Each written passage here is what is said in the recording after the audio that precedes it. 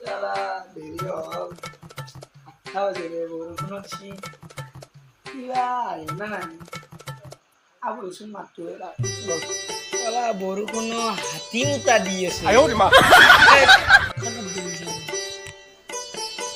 সালা বরফুন ও দাদা রে এগুলা কি একেবারে ও কি করছে এগুলান ও ট্রেন্ডিং হচ্ছে নাকি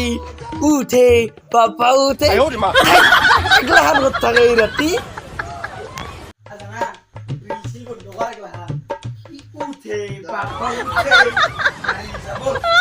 আওয়া